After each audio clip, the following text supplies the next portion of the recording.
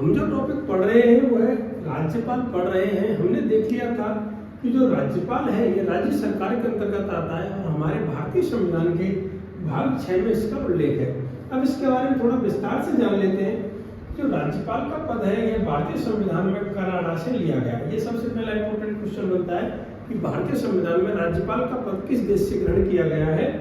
तो राज्यपाल का पद कनाडा से ग्रहण किया गया है।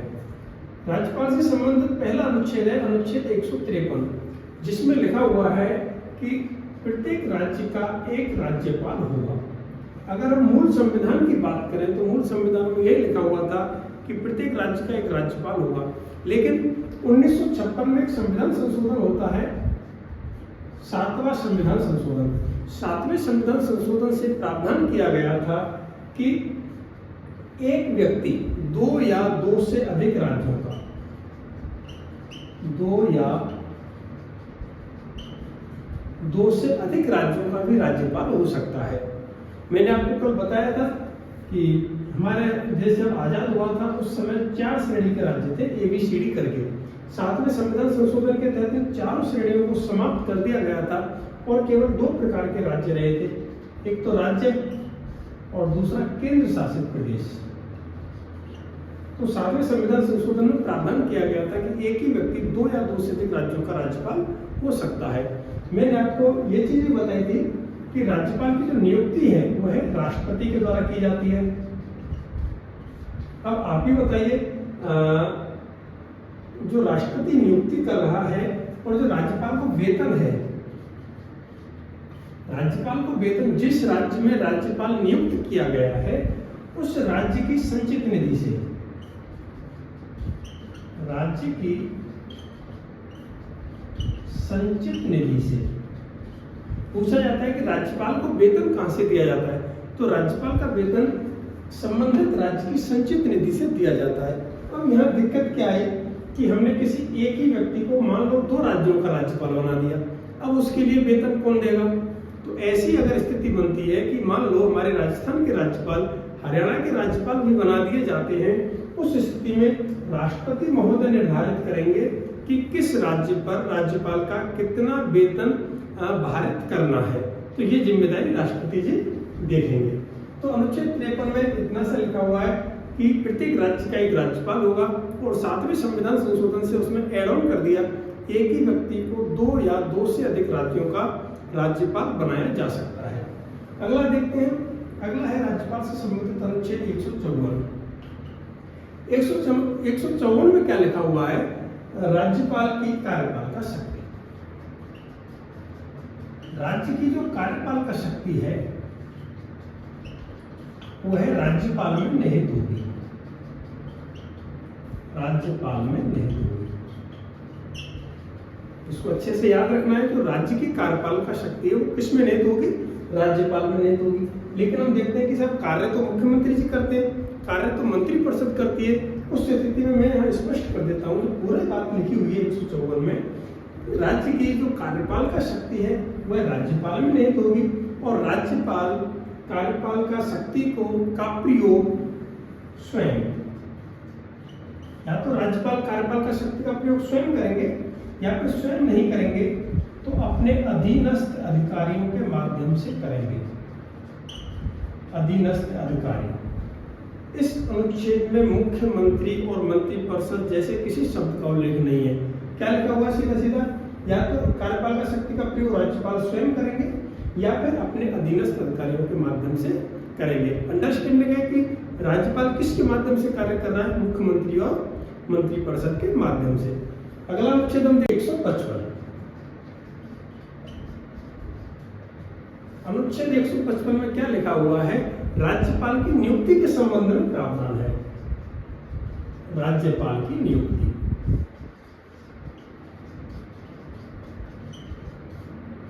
अभी जब मैं आपको बता रहा था कि प्रत्येक राज्य का एक राज्यपाल होगा और एक व्यक्ति को 2 या 2 से अधिक राज्यों का भी राज्यपाल बनाया जा सकता है, तो उस समय मैंने हल्की सी चर्चा की थी कि राज्यपाल की नियुक्ति कौन करते हैं, राष्ट्रपति करते हैं। क्या राष्ट्रपति जी स्वयं अपनी मर्जी से राज्यपाल की नियुक्ति करते हैं? नहीं। जो राज्यपाल की नियुक्ति की जाती है वो राष्ट्रपति संघीय मंत्रिपरिषद की सलाह पर, किसकी सलाह पर करते हैं? संघीय मंत्रिपरिषद की सलाह पर राज्यपाल की नियुक्ति की जाती है। अब राज्यपाल की नियुक्ति राष्ट्रपति जी कर रहे हैं, संघीय मंत्रिपरिषद की सलाह पर कर रहे हैं, तो कैसे करते हैं? तो इसके अंदर आपको एक शब्द याद रखना है, वारंट द्वारा। और वारंट को हिंदी में बोलते हैं अधिपत्र। राज्यपाल की नियुक्ति राष्ट्रपति एक वारंट द्वारा करते हैं, अधिपत्र द्वारा करते हैं। और इस अधिपत्र को किसके लिए भेजा जाता है? संबंधित राज्य के लिए भेजा जाता है जहां पर राज्यपाल की नियुक्ति की जा रही है।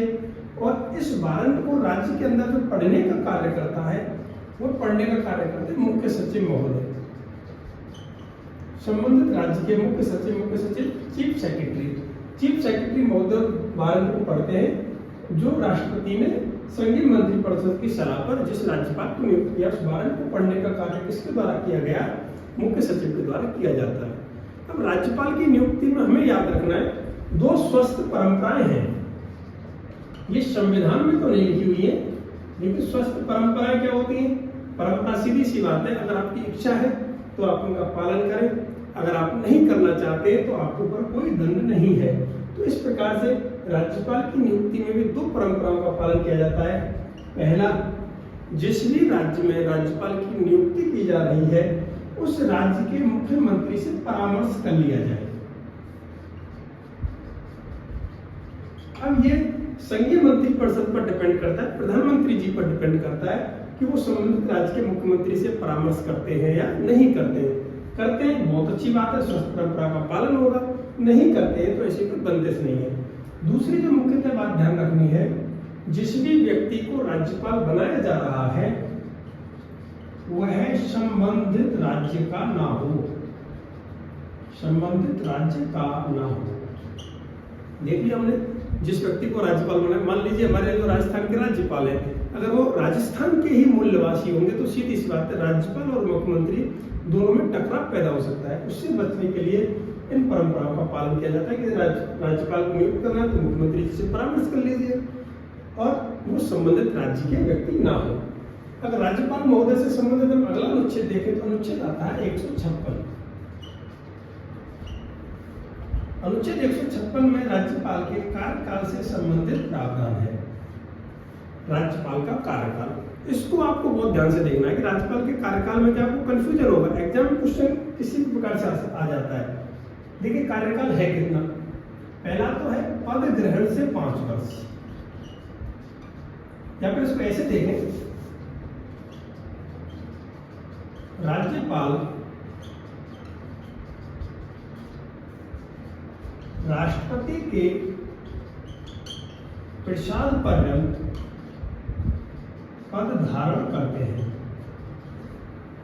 इससे प्रसाद पर्यंत से हम क्या समझेंगे?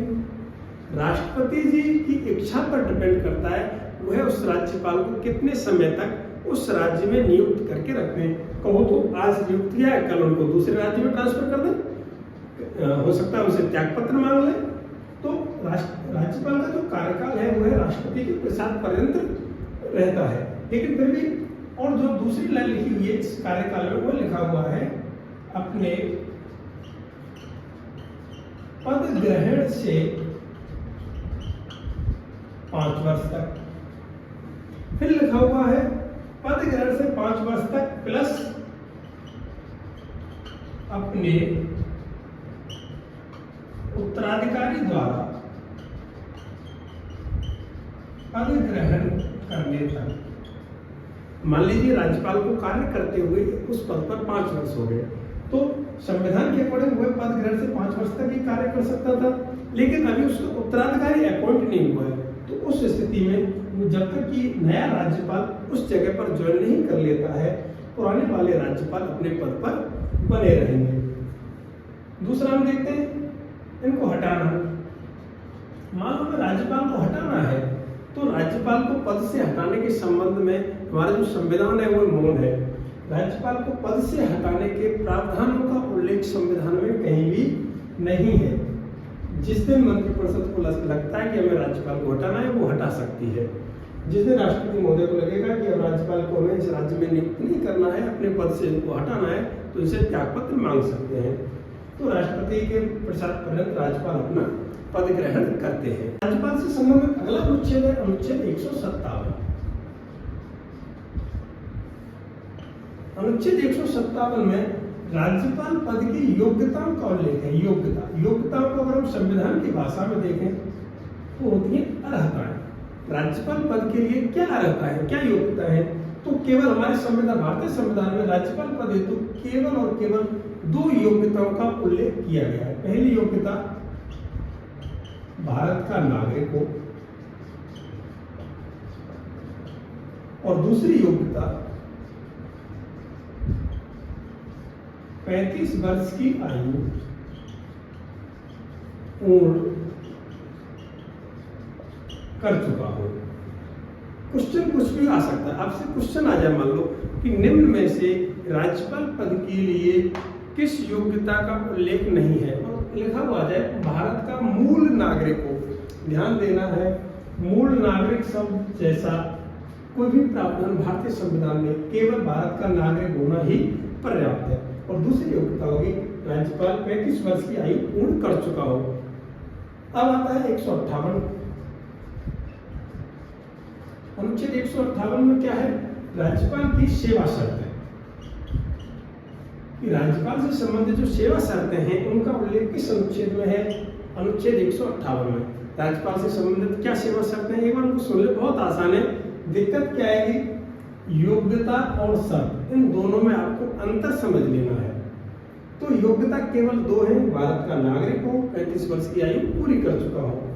शर्त क्या है, शर्त है वो है ना तो राज्य विधानमंडल का और ना ही संसद का सदस्य होना चाहिए। अगर मान लीजिए वो जिस दिन राज्यपाल नियुक्त हो रहे हैं उस समय राज्य विधानमंडल या संसद के सदस्य हैं, तो जिस दिन से वो राज्यपाल का पद ग्रहण कर लेंगे उसी दिन से उनका संसद से या फिर राज्य विधानमंडल से उनका पद रिक्त माना जाएगा। दूसरा, किसी भी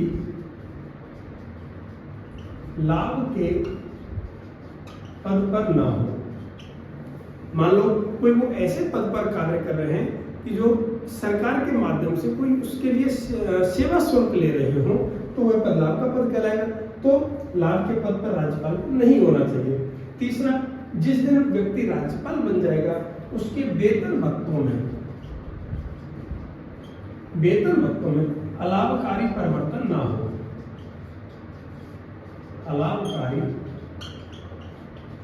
अलाभकारी परिवर्तन से तात्पर्य है वेतन को बढ़ाया तो जा सकता है लेकिन वेतन को कम नहीं किया जा सकता।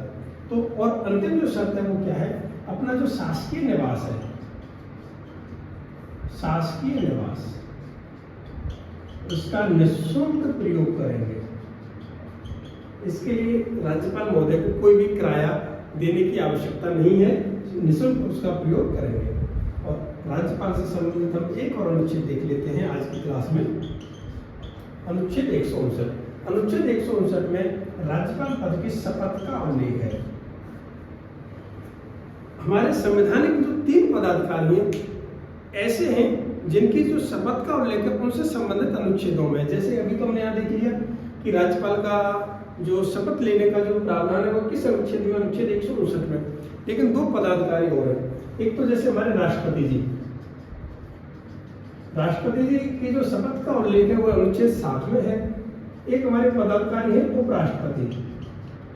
उपराष्ट्रपति से संबंधित जो शपथ का उल्लेख है वो है अनुच्छेद 69 में, 69 में है। इसके अलावा और हमारे जितने भी बचे हुए पदाधिकारी हैं सभी की शपथ का उल्लेख 3री अनुसूची के अंतर्गत है। किस अनुसूची में साथियों, 3री अनुसूची के अंतर्गत है। तो आप ध्यान रखेंगे केवल 3 पदाधिकारी ऐसे हैं जिनसे संबंधित शपथ का उल्लेख उनसे संबंधित अनुच्छेदों में, राष्ट्रपति जी 60, उपराष्ट्रपति 69 और राज्यपाल 169। शपथ किसके सामने लेते हैं, जो हमारा राज्य का मुख्य उच्च न्यायालय, राज्य का जो हाई कोर्ट है उसके मुख्य न्यायाधीश, राजस्थान हाई कोर्ट के मुख्य न्यायाधीश राज्यपाल को शपथ दिलाते हैं। अब मान लीजिए हाई कोर्ट में राज्यपाल जी है ही, मुख्य न्यायाधीश है ही नहीं, तो अगर मुख्य न्यायाधीश नहीं है तो मुख्य न्यायाधीश की अनुपस्थिति में जो भी वरिष्ठतम न्यायाधीश होंगे, वरिष्ठतम न्यायाधीश राज्यपाल महोदय को शपथ दिलाएंगे। अब आप वापस लौटे अनुच्छेद 153 पर। मैंने आपको बताया था एक ही व्यक्ति को 2 या 2 से अधिक राज्यों का राज्यपाल नियुक्त किया जा सकता है। अब आप मुझे बताएं, यहाँ राज्यपाल महोदय को शपथ दिला रहे हैं मुख्य न्यायाधीश। अब अगर उसी राज्यपाल को किसी दूसरे राज्य के लिए राज्यपाल नियुक्त कर दिया जाता है तो क्या वो राज्यपाल दोबारा शपथ लेंगे? ये आप मुझे जवाब देंगे। और इससे आगे की जो प्रमुख बातें हैं राज्यपाल महोदय से संबंधित, उनको हम अगली क्लास में क्लियर करेंगे। धन्यवाद।